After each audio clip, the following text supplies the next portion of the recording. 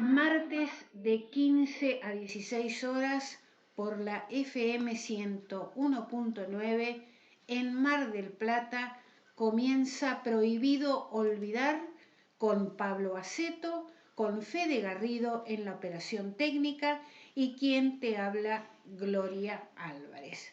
Muy bien, y para dar comienzo al programa vamos a saludar a Pablo Aceto. ¿Qué tal, Pablo? Buenas tardes. Buenas tardes, buenas noches, Sí. no sabemos cómo definirlo. Hoy estamos en diferido. Hoy estamos grabando el programa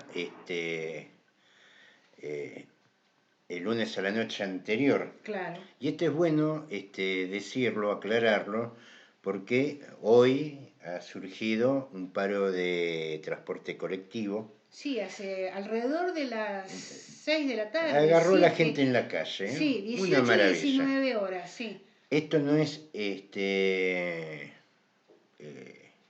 puntual solamente en Mar del Plata, esto pasa en el país. Esto lo venimos diciendo hace varios meses, especialmente, el tema de la pandemia cambió el país y lo cambió mucho.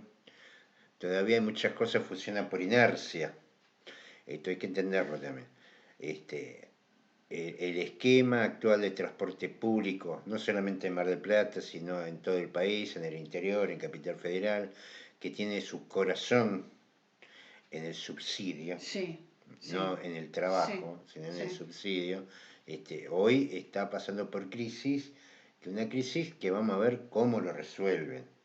Está presentado el nuevo pliego, el proyecto de nuevo pliego, lo presentaron prácticamente para las fiestas, con concejales ya en vacaciones. Con lo cual hasta el año que viene no Estamos se va en a saber nada. Ahora, pero no sabemos nada, pero ya los empresarios de transporte ha surgido la noticia que están pidiendo que esto ya lo habíamos hablado en su momento, están pidiendo que se prorrogue el actual contrato de concesión por los 3 años que faltaría.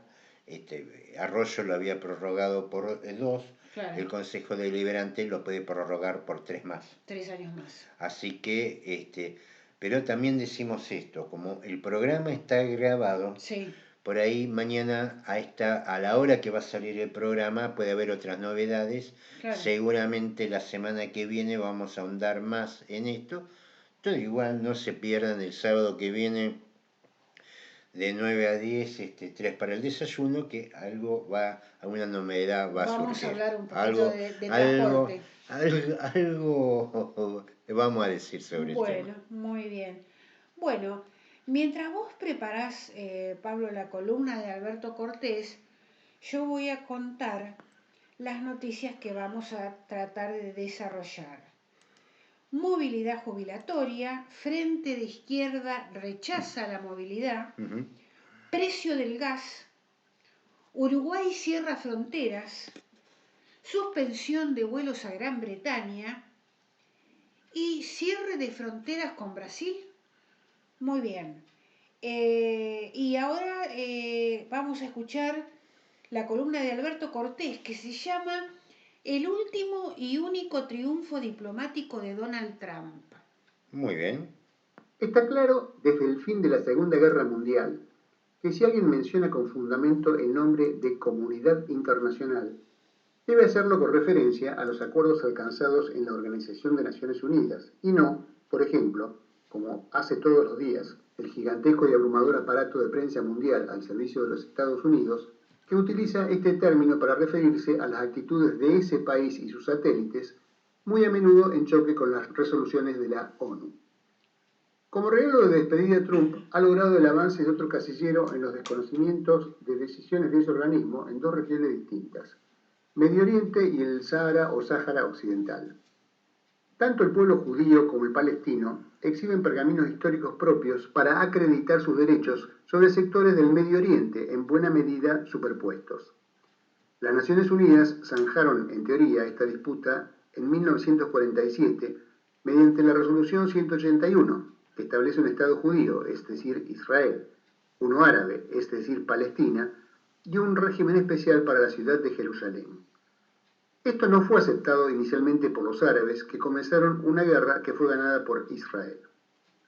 En los casi 3/4 de siglo posteriores, el conflicto fue derivando en una negativa israelí a admitir el retorno de los casi 2/3 de la población palestina expulsada a la fuerza en la Primera Guerra, a permitir la constitución del Estado palestino pleno y la tendencia, sobre todo de la derecha israelí, cada vez más hegemónica en los últimos años, a apropiarse de muchos más territorios que los que tiene reconocidos internacionalmente.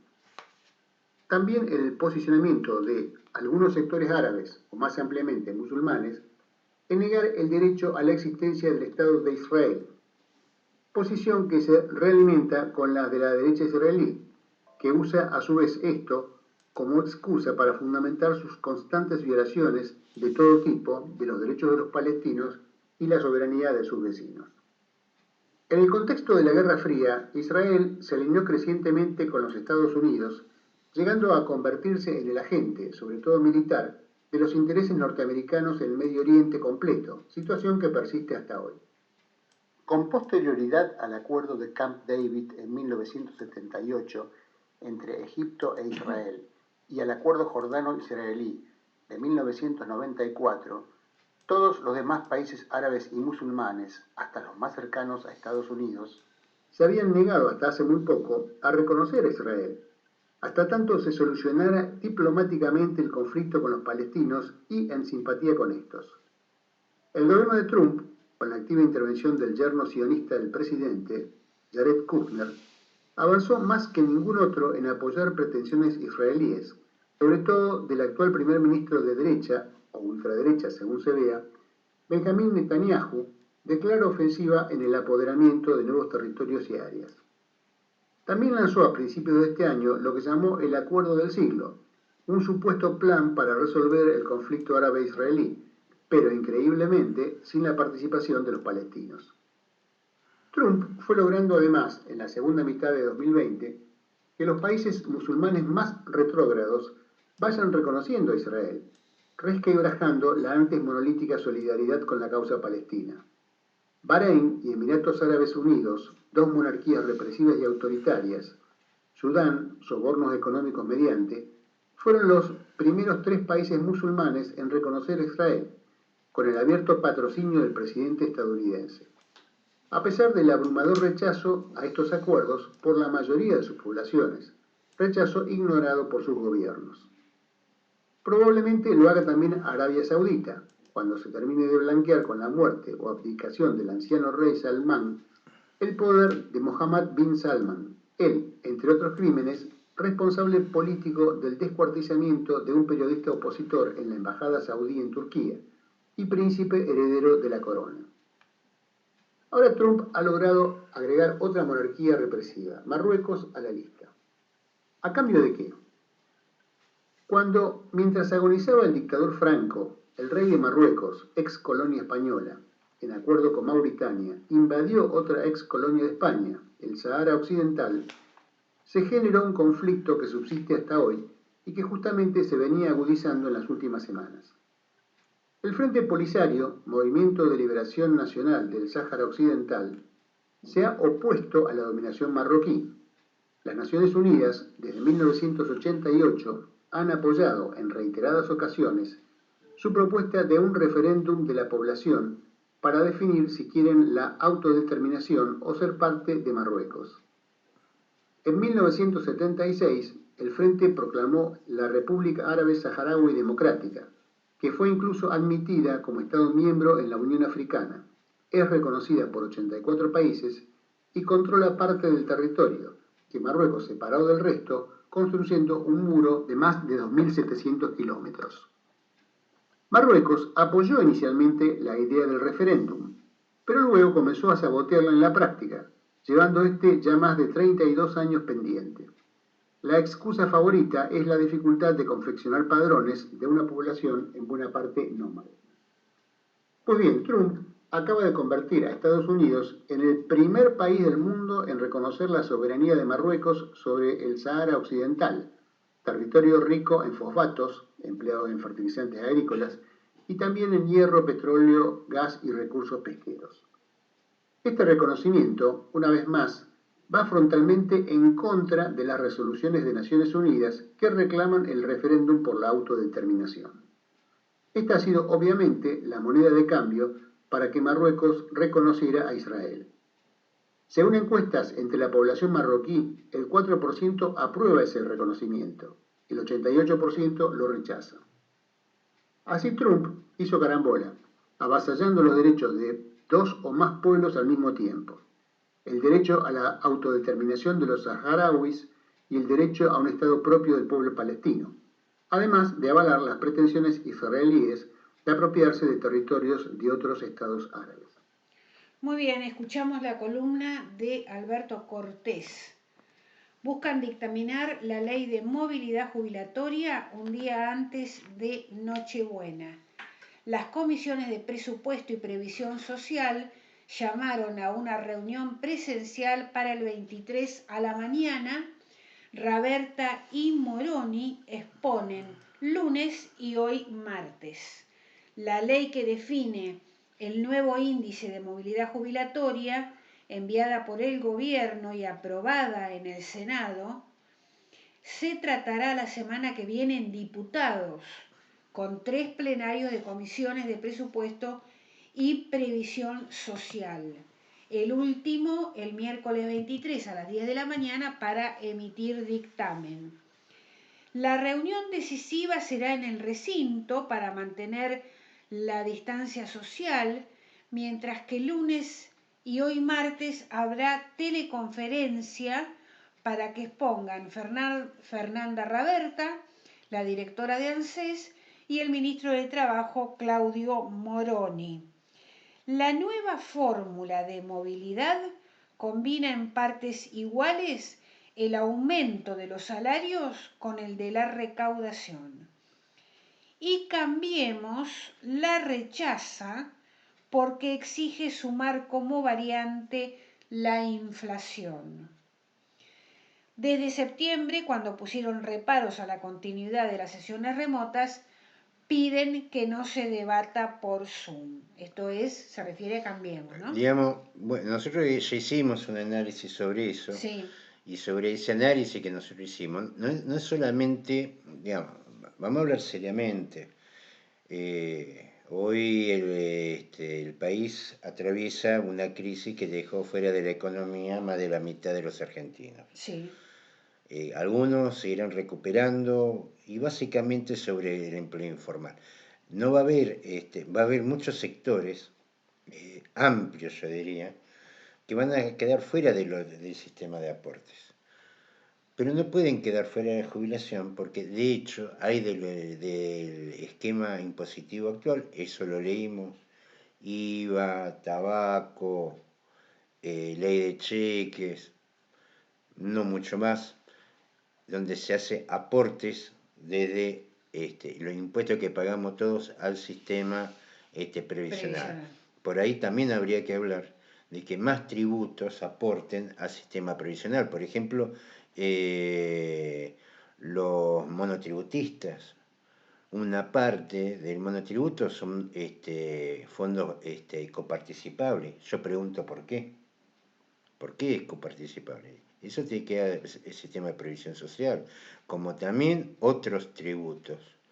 Entonces, después, porque no va a tener soluciones, va a haber mucha gente con muchos años sin aportes, a pesar de que estén trabajando. sí, porque hay mucha economía informal. Mucha economía informal, y a pesar de que estén aportando, porque aquel que compra algo que tiene IVA, está aportando al ANSES. Claro. Entonces lo que hay que hacer por ahí es por ahí ponerse a trabajar, ver, ya que le pagan 5.500 millones de pesos diarios de intereses a los bancos por la LELIQ, bueno, podríamos un pedacito de eso, impuesto, aplicarlo directamente a la previsión social. También hay que decir, porque esto ya pasó también con Cambiemos en su momento, cuando las tasas de interés son del 54 anual, vos no podés sacar plata del ANSES y pagar un 9% anual, porque eso lo han hecho todos. Entonces, bueno, me parece que más allá de ser opositores a esto, nosotros hicimos un análisis desde nuestro programa de radio. Yo calculo que desde las legislaturas, desde el Consejo de Diputados, por ejemplo, podrían hacer otros aportes y ponerse a leer, por ejemplo, los tributos a dónde van, porque evidentemente por la discusión que voy a escuchar no tienen la más mínima idea de qué, porque hablan del aumento en la recaudación. Y no es sobre el aumento de la recaudación, es sobre el aumento de la recaudación sobre los impuestos que aportan al ANSES. No es sobre todos los impuestos. Aranceles de exportación tributaba un 3% hasta el 2019, a partir del 2020 en adelante es cero tributo. Entonces, y estamos hablando de la ley de cheque en plena recesión, no es exactamente, no se ve exactamente como uno de los impuestos más florecientes. Y tampoco es el total, es una parte. No, el tema de cheque era 100%. Pero, por ejemplo, le sacaron el porcentaje que iba a infraestructuras para las asociaciones y hemos visto trabajos importantes en ese sentido para personas con discapacidad. Entonces, me parece que lo que habría que ver, no solamente repudiar esto, que uno también acompaña en el repudio, pero habría que trabajar un poquito más sobre algunas definiciones. Bueno, la expectativa va a estar puesta en el diputado de Córdoba federal Paulo Casinerio, uno de los 4 que responde al gobernador Juan Schiaretti, y son la llave que tiene Sergio Massa y Máximo Kirchner para garantizar la ley cuando llegue al recinto, ¿no? Esto será entre el 28 y el 29 de diciembre, que además el Senado tratará la ley del aborto y las inmediaciones del Congreso estarán cubiertas de militantes. Vamos a ver otra vez la fiesta, del otro lado vamos a ver la misa. Y del otro lado, ajustando a los jubilados. Y lo mismo que pasó cuando se aprobó la ley del aborto en diputados, porque esto ya tiene media sanción que se sancionó el mismo día, pero en senadores. Claro. Acá Massa trae un récord impresionante, ¿no? Porque Massa apoyó a Macri en todo su plan de endeudamiento, porque ellos aprobaron los presupuestos y las políticas de endeudamiento no es verdad que no pasaron por el Congreso, pasaron dentro de la ley de presupuesto, donde se aprobaron los endeudamientos, como se aprobó también el último, si me permite, me agarré el papel para recordar, la Argentina este año, hablo del ejercicio 2021, está autorizada a endeudarse en 62.500 millones de dólares. Estas mismas cosas apoyaba a Massa en el gobierno de Macri. Digamos, cuando uno habla que estos gobiernos trabajan en tándem, independientemente de su postura crítica, sus discursos antipopulistas o antioligárquicos, la verdad que siempre nos terminan endeudando y después aplicando el ajuste. La grieta no existe. Es una fantasía que esperamos un sueño que esperamos que los argentinos despierten, ¿no? Sí, porque escucho mucha gente que dice la grieta, la grieta no existe. Es una macana la grieta. Exactamente. Bueno, Del Caño ratificó que el Frente de Izquierda va a rechazar la movilidad. El diputado nacional del Frente de Izquierda anunció además que, junto a organizaciones de jubilados y trabajadores, realizará hoy, martes a las 18 horas, frente al Congreso, un acto para rechazar lo que consideran un nuevo ajuste. El diputado nacional, Nicolás del Caño, integrante de la Comisión de Previsión del Cuerpo, ratificó que su bloque va a rechazar el proyecto de movilidad jubilatoria que comenzó a debatirse el lunes en la Cámara Baja. Y además anunció que a las 18 horas va a haber un acto para rechazar lo que ellos consideran, un nuevo ajuste que busca una vez más echar mano a los ingresos de los sectores más Bueno, vulnerables. ya lo dijo el senador de La Pampa, que ahora no recuerdo su nombre, la baja de haberes jubilatorios están garantizados. Sí, sí, Y lo dijo sí. así, ¿eh? Sí, no recuerdo tampoco el nombre. Después lo vamos a poner, hay que hacer un cuadrito Sí, con... sí. Para todos los gobiernos, jubilados son variable de ajuste. Estamos nuevamente frente a un gobierno que busca hacer caja con los ingresos de los más vulnerables, esta vez para pagar la deuda con el Fondo Monetario. Lo hizo Macri, lo hace ahora Fernández. Del Caño dijo que en esta cuestión no hay ninguna grieta, sino que cada vez que se trata de que los jubilados, cuando los jubilados puedan recuperar algo frente a la inflación, rápidamente se encargan de cambiar la fórmula para que sigan perdiendo. Esto es lo que dice Del Caño. Muy bien. Y bueno, Pablo, ¿qué te parece si pasamos a tu editorial? Bueno, había una nota previa sobre el tema del Ah, gas. es verdad, sí, me la había olvidado. Si el congelamiento terminara hoy, los aumentos serían terribles.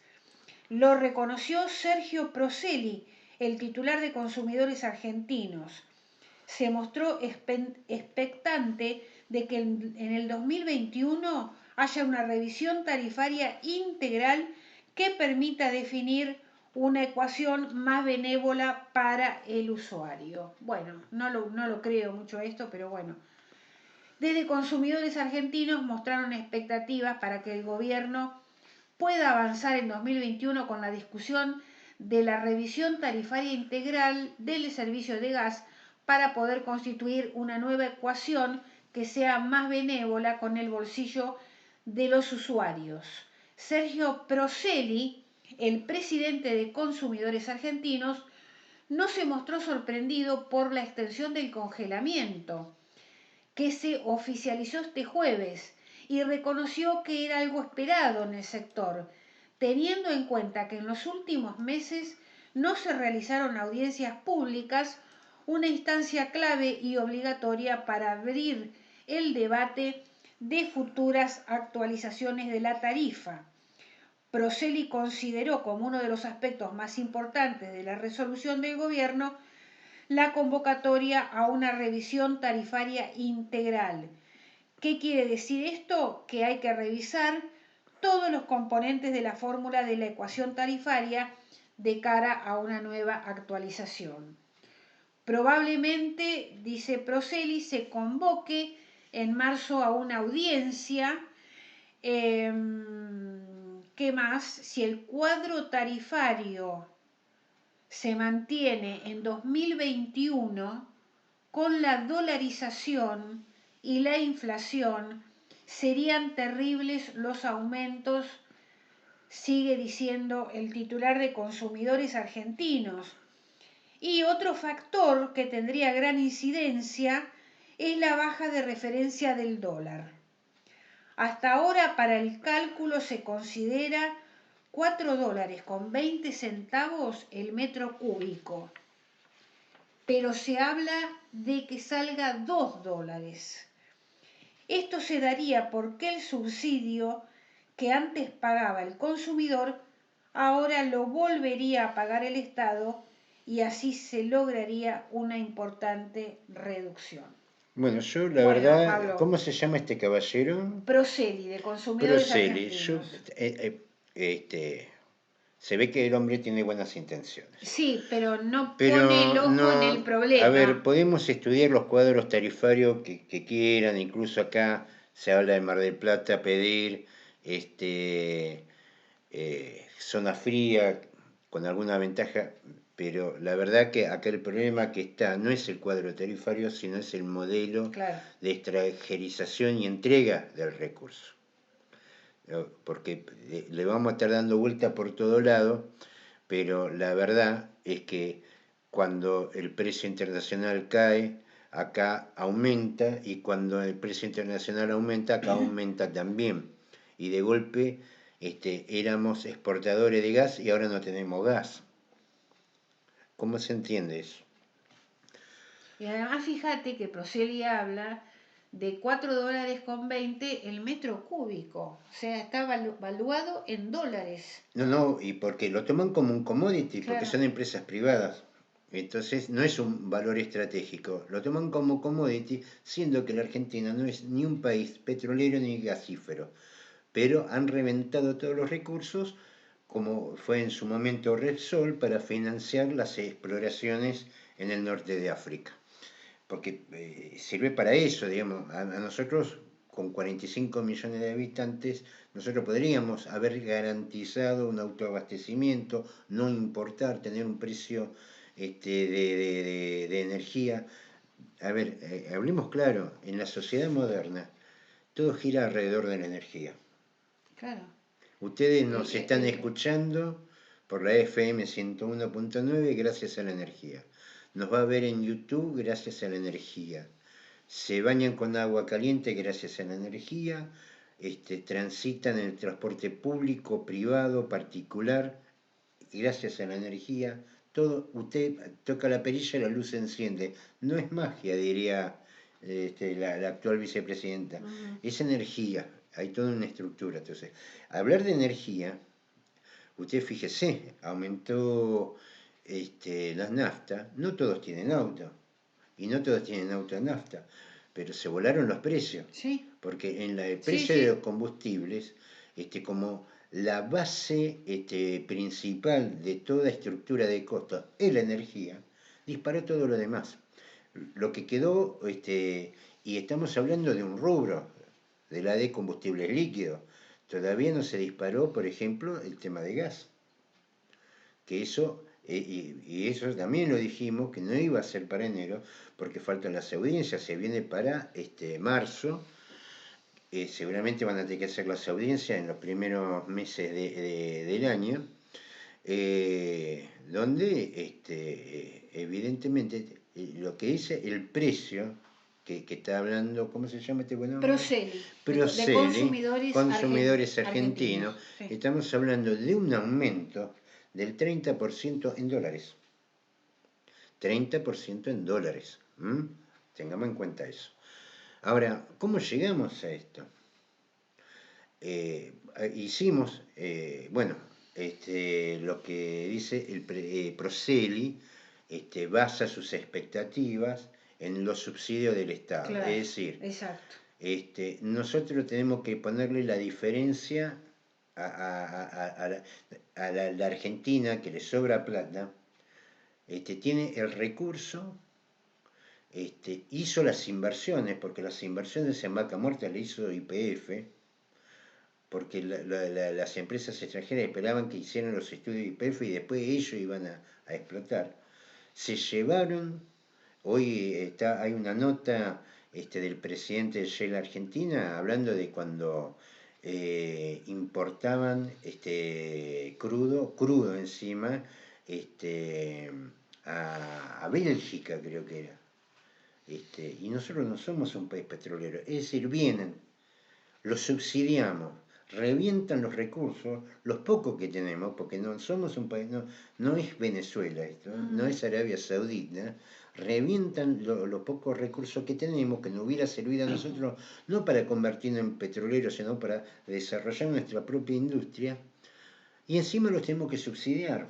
Y el pasivo ambiental que ya hemos tocado en algún momento. Les voy a dar un ejemplo de cómo llegamos a esto. Ya hablamos del Plan Gas 4, donde se incentiva la producción, es decir, si no están incentivados, que se vayan, que la producción la haga YPF.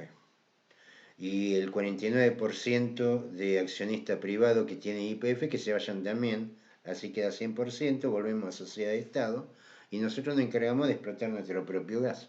Porque en definitiva se trata de eso, no están trayendo el gas de ningún lado, lo están sacando de nuestros recursos, y se hizo en definitiva con recursos del Estado, porque inversor extranjero no hubo ninguno. vinieron a llevarse lo que podían. Las inversiones siempre lo hizo el Estado argentino a través de YPF.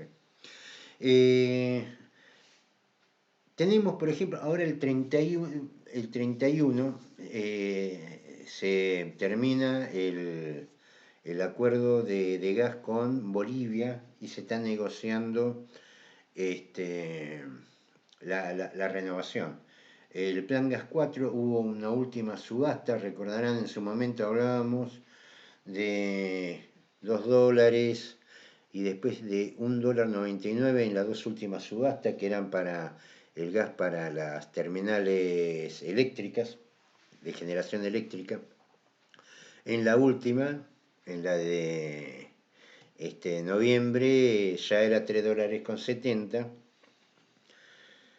que tampoco soluciona el gas ofertado, no soluciona el problema del invierno, del pico del invierno. Es decir, nosotros y lo escuchamos a Fernández, como lo escuchamos a Macri y lo escuchamos a Cristina. Nosotros que salimos a exportar gas, resulta que no tenemos gas. Evidente, a ver, hay que entender esto. Cuando dicen, exportamos gas, nos abrimos al mundo, no tenemos gas. Nuestras reservas son muy pobres. ¿No? Sí tiene capacidad para el autoabastecimiento, pero no estamos para exportar gas. Se puede contener el gas técnicamente, completamente posible. Se hizo desde el año 43 la tubería de contención de gas. Así que vos imagínate que hoy por hoy eso no es un problema que técnicamente genere una dificultad.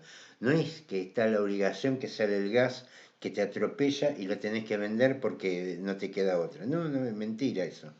Lo venden, ¿por qué? Porque lo comercializan en dólares y después lo giran al exterior como regalía, pero es nuestro recurso, el que ahora nos está faltando. Y el que por ahora nos quieren cobrar 4 millones, $4 el metro cúbico. $4 con 20 Con, centavos. no se olviden El metro cúbico, nuestro gas. de nuestro gas. Ese gas que exportaron es el que nos falta ahora y nos quieren cobrar $4 metro cúbico, que nos van a cobrar $4 metro cúbico. Sí. Por más que en la tarifa te llega a $2, que no es poca cosa. ¿Sabes por qué? Porque te lo van a cobrar a través de los subsidios. El subsidio que los terminamos pagando nosotros. Eso lo terminas pagando después con los medicamentos que no hay, porque es gasto de divisa. Lo vas a pagar con falta de salud, encarecimiento de medicamentos.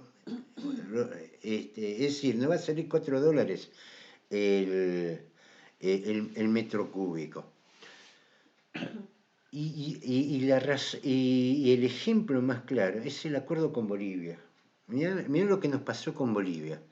Las negociaciones, digamos, el intercambio con Bolivia empezó en la década del 70 con los primeros gasoductos que se hicieron, donde el intercambio, la verdad, entre la Argentina y Bolivia no pasa lo mismo con Brasil, no nos pasa lo mismo con Uruguay, incluso no nos pasa lo mismo con Paraguay, pero sí con Bolivia son economías complementarias. Es decir, ellos tienen lo que nosotros nos falta y nosotros tenemos lo que ellos necesitan. Esas son economías complementarias. No nos pasa lo mismo con Estados Unidos. Porque nosotros, ¿qué le vamos a vender a Estados Unidos? ¿Grano? Si son los principales productores de grano. ¿Qué le vamos a vender? ¿Granos a los países del Mar Negro? Son los principales productores también de grano. Nosotros le vendemos productos alimenticios y prácticamente casi el 100% a China. Que China tiene muchas cosas para ofrecer, pero precisa alimentos. Eso es una economía complementaria. Con Brasil, con Uruguay, con Estados Unidos, somos competencia. No nos pasa lo mismo con Bolivia. Y esa relación con Bolivia ya lleva varias décadas, donde los primeros acuerdos era de $1 el millón de BTU. Esos acuerdos terminaron fines de los 90, se renovaron, siguieron cubrieron una nueva etapa en este siglo y se redondea en la época de Néstor Kirchner, donde se firman los nuevos acuerdos, ¿no? Y ya avanzado en la época de Cristina, cuando ya la Argentina, por culpa de Repsol, que se patinó 30 años de reserva de gas, no hay que olvidarse de eso, ¿no? El camino que llegamos hasta acá es clarito, ¿eh? Y después Repsol se va, haciendo que una semana antes Cristina había dicho que era un ejemplo de empresa esa, a la semana se tuvieron que ir y se habían patinado 30 años de reserva de gas. Se la llevaron. Bueno, ese acuerdo tuvo sus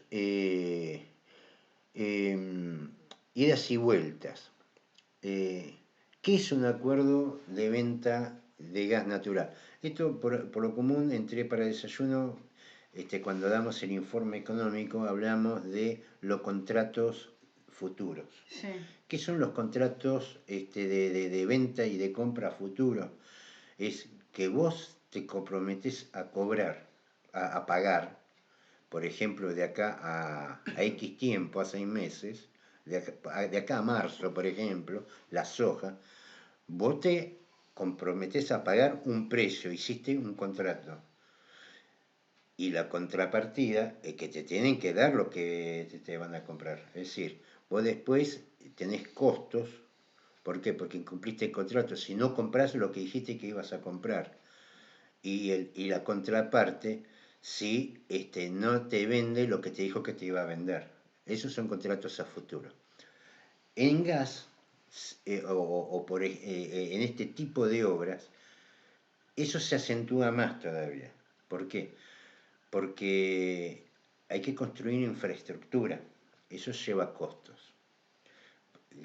Bolivia tuvo que hacer su parte de gasoducto hasta llegar a la frontera y la Argentina tiene que completar su parte para que el producto en sí fluya. Bueno, no te lo podés llevar el gas natural en bolsa. No, tenés que construir el gasoducto, es decir, hay que poner plata encima. Vender gas significa que si yo hice un contrato, el caso de Bolivia, de venderte gas, yo ese gas que te comprometí a venderte, no se lo puedo vender a otro.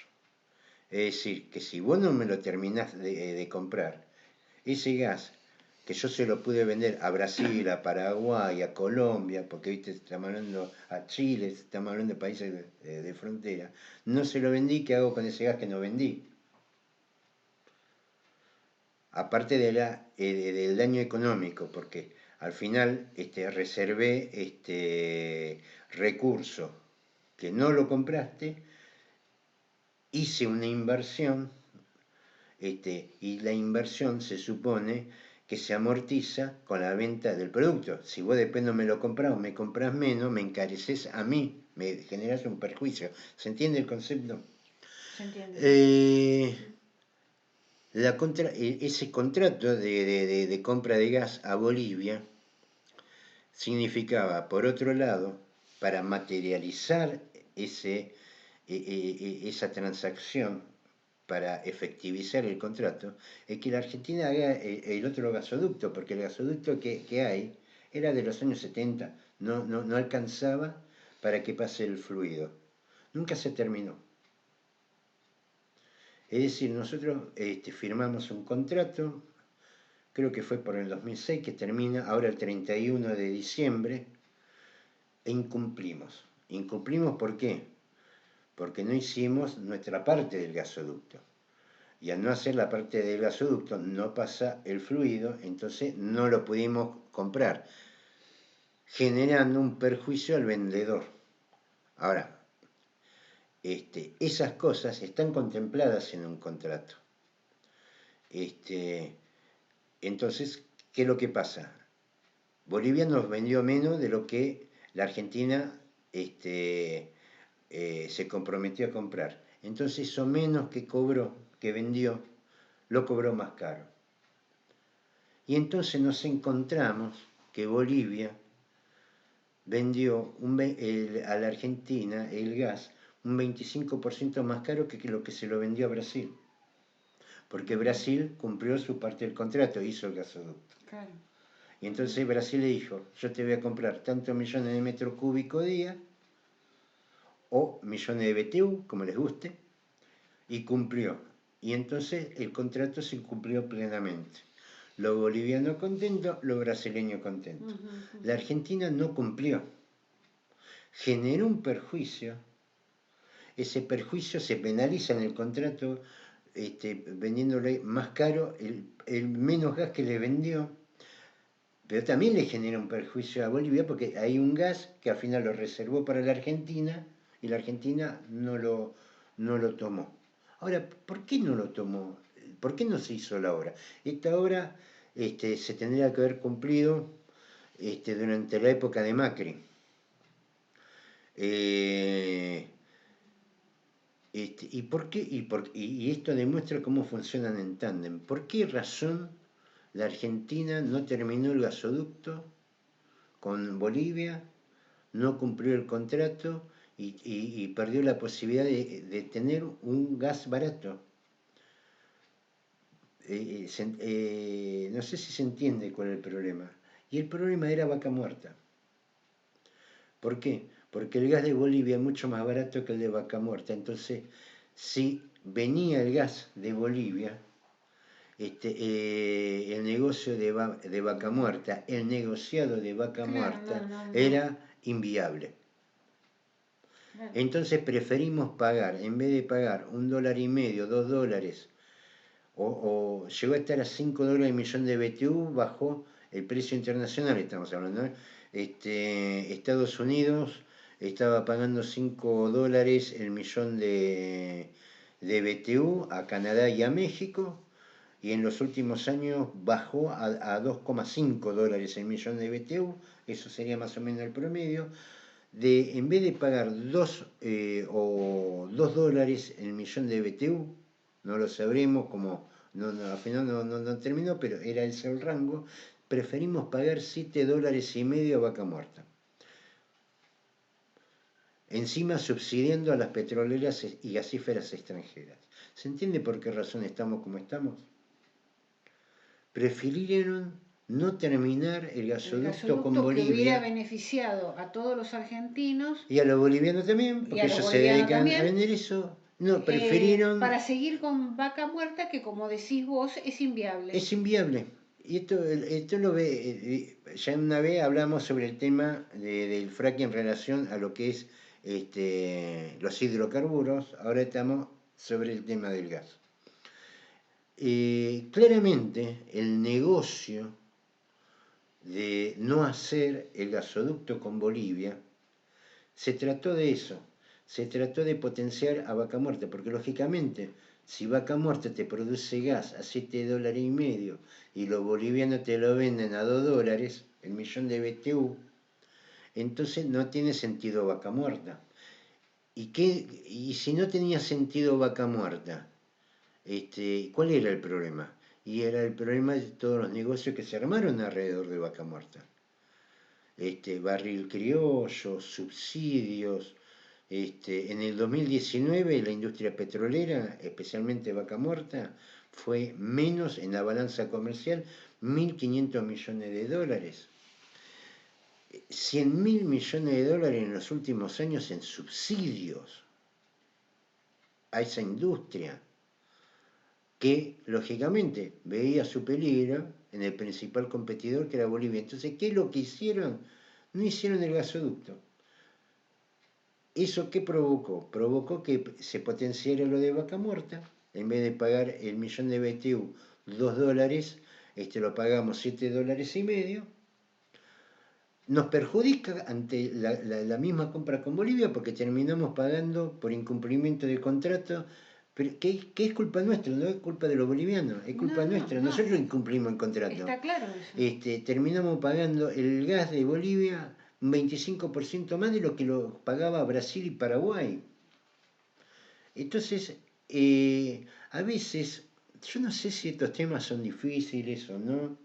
Por eso tenemos eh, la grabación para YouTube, para aquel que tenga ganas y quiera escucharlo dos veces. Evito poner números para no, sino manejarlo con lo conceptual. Los números están, son públicos, pero no es que estamos como estamos de casualidad. Estamos como estamos por este tipo de negociación, esta corrupción, que yo no lo veo ni en su momento a la gente de Todos o Cambiemos cuando les toca oposición denunciar. Yo no escuché ningún miembro de Cambiemos hablar de estas cosas. Bueno, que venga una asociación de consumidores y pida subsidio, bueno, es comprensible, porque de hecho no se habla de otra cosa, pero en realidad el problema que tenemos es el modelo corrupto en lo que es el eje fundamental con lo que gira un país, que es la energía, y que eso nunca se habla. Acá cuando se habla de energía se habla de subsidio, y lo que tenemos que ver en realidad es cómo cambiamos este modelo de gestión, porque tener empresas privadas que vos tenés que invertir y las tenés que subsidiar, no le veo el sentido, que incluso los subsidian al punto de dejar convenios ventajosos para sostener los negocios de ellos. Vaca Muerta es un blef. Y eso ya se sabía cuando se empezó con Vaca Muerta. Es cierto, el fracking en su momento, que incluso llevó a Estados Unidos a ser el primer productor de petróleo, es como la estrella fugaz. Pasa, brilla un montón, pero pasa enseguida. Y lo mismo está pasando, y más con estos precios. Hoy lunes cerró en baja el crudo otra vez por el tema de los rebrotes. Está en $50, había llegado a 54. Y no va a llegar, y a fin del 2021 por ahí llega a $60 el barril. Eso para el fracking son números de quiebra. Es decir, a nosotros no nos sirve. Ahora hay, y en esto siempre lo he planteado, si puede encontrar algo positivo del gobierno de Fernández, es su posicionamiento al lado de Bolivia. Ahora hay que entrar en negocio, hay que ver de entrar, de terminar el gasoducto, porque ya los bolivianos son los indios estos son muy zurdos, pero no son boludos. Claro, no, Tampoco, viste, los tipos te dicen, che, mirá, Macri no terminó el gasoducto, pero cuando ustedes estaban tampoco lo terminaron, ¿viste? Estaba ahí porque todos vieron el negocio de Vaca Muerta, todos quisieron hacer un negocio. Eso los bolivianos te lo ven también, ¿eh? No son giles los bolitas, ¿eh? No se vayan a pensar. ¿Viste? Los tipos tienen, tuvieron crisis política, todo lo que vos quieras, y los tipos siguieron creciendo y con una inflación que nosotros una inflación por año que nosotros la tenemos en una semana. Entonces, ahora la propuesta va a ser intercambiar. Recordamos que Bolivia tiene gas, no tiene petróleo. En la década de 30, bolivianos y paraguayos fueron llevados a una guerra por un petróleo que nunca existió. Pero bueno, parte del convenio sería enviar crudo a Bolivia. Pero estamos como al principio, nosotros no somos un país petrolero. Hay que ver, realmente reorganizar, más que preocuparnos por la inversión extranjera, tendríamos que preocuparnos en reorganizar nuestro capital.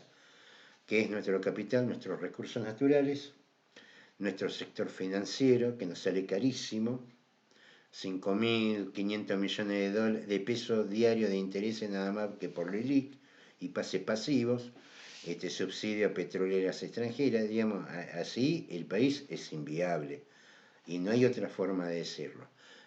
Bueno, a partir de ahora comienzan las renegociaciones, el convenio con Bolivia termina ahora el 31 de diciembre, Vamos a ver cómo se resuelve esto. Yo creo que hay voluntad de Bolivia de resolver el problema, porque a Bolivia le conviene vender a los países vecinos. Es fácil, pero tampoco somos los únicos. Está Brasil, un Brasil que crece, un Brasil industrial. Ellos también precisan el gas. No vaya a ser que la vaca muerta lleve todo el país a su tumba, ¿no? Uruguay cerró todas las fronteras por el aumento de casos.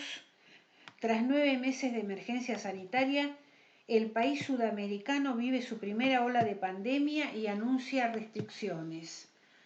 Así lo explicaron en conferencia de prensa los ministros de Defensa Javier García y de Interior Jorge Larrañaga, quienes coincidieron en el llamamiento a la población de ese país a acatar las normas y evitar aglomeraciones. García detalló que desde este lunes se van a desplegar por todas las zonas limítrofes con Argentina y Brasil más de 500 integrantes del Ejército y la Armada, con 25 puestos de control en los que se permitirá el ingreso para las excepciones de transporte de carga y ayuda humanitaria. El gobierno suspende los vuelos con Gran Bretaña por la aparición de una nueva cepa del virus. Habrá un operativo especial para el vuelo que llegó ayer lunes desde Londres. La medida podría extenderse a otros países donde se registren nuevos brotes. El gobierno decidió permitir solamente el arribo del vuelo previsto para este lunes a las 9 horas al Aeropuerto Internacional de Ezeiza, en el cual los pasajeros y la tripulación deberán cumplir una cuarentena de 7 días, una vez que acrediten con los requisitos exigidos para el ingreso al país, un test de PCR con resultado negativo y un seguro COVID. Estamos pensando en medidas como los vuelos del Reino Unido, adelantó el ministro de Salud Giné González García, por las fronteras no solo con las de Reino Unido, sino con los países limítrofes, porque en estos países están subiendo los casos. Y ya para terminar, tras cancelar vuelos a Gran Bretaña, el gobierno evalúa cerrar las fronteras con Brasil. Se sigue con atención el tema Brasil. Es probable que se restrinjan las fronteras, dijeron desde el gobierno nacional. Lo cual, la verdad, es un lo que plantea Giné no tiene sentido, porque ya de hecho Brasil ya cerró la frontera. La Suprema Corte de Paraná, creo que era, intimó en un plazo de 72 horas abandonar el distrito. Así que Ginés quiera cerrar la frontera con Brasil, me parece que Brasil llegó antes y mucho antes llegó Uruguay, que ya Sí. la temporada... Sí. Yo voy a decir esto, ¿no? Cuando termine todo esto, ahí vamos a medir quién gestionó bien o no la pandemia, porque Israel en su momento andaba bárbaro, Sí, en sí. su momento andaba bárbaro Alemania, después el que brillaba era Uruguay, nosotros éramos el modelo a seguir y todos fracasaron, todos llegamos todos al mismo lugar. Así que eso vamos a ver después. Lo que sí abunda del gobierno es una seguidilla de declaraciones que después terminan en la nada, que la verdad que si no fuera que le gustan tanto los micrófonos, por ahí saldría Sí, mejor parado. claro, como lo de las vacunas, por ejemplo. No, de la vacuna, la gripe que estaba lejos, ¿viste? Bajaba del avión y te tomaban una declaración jurada, como si eso fuera a parar el virus, bueno, un montón de cosas. Pero bueno, eso lo vamos a valorar al final. Bueno, muy bien. Luego de definir la suspensión de los vuelos desde y hacia Gran Bretaña, el gobierno nacional mira con atención lo que ocurre en Brasil. Perdón. En tanto, desde el gobierno porteño reconocieron la preocupación, aunque sugieren una alternativa menos drástica: testear masivamente a aquellos turistas que lleguen de Brasil. Brasil tiene más de 7 millones de infectados, 187.000 muertos y la curva de infecciones en aumento. El gobierno de Jair Bolsonaro optó horas atrás por demandar un PCR negativo a los turistas que quieran ingresar a ese país, mientras aumenta la resistencia a la vacunación y la Corte Suprema determinó que esta no será obligatoria. Bueno, hemos terminado con... Todavía no llegó, estamos discutiendo, parecemos el indio que iba a cazar el ciervo y Estamos que le apuntaba... hablando mucho de la vacuna y la vacuna todavía no está. No sé, terminamos con el indio, estaba con el arco y la flecha apuntando el ciervo y pensaba, ¿no? Qué rico ciervo que me voy a comer. La carne del ciervo, cómo la iba a hacer, que Sí. con el cuero se iba a armar un abrigo, con las astas iba a hacer, ya terminó de pensar y cuando iba a disparar ya el ciervo se había ciervo ido. no estaba. Y nosotros estamos ahí, viste, discutiendo qué hacemos con la vacuna y la vacuna no está. No está. Pero bueno, qué sé yo, por eso estamos como estamos, ¿no? Muy bien, nos vamos a despedir hasta el martes que viene con un tema de Charly García. Estoy verde, no me dejan salir. Hasta el martes que viene. Vamos a ver qué pasa el martes que viene.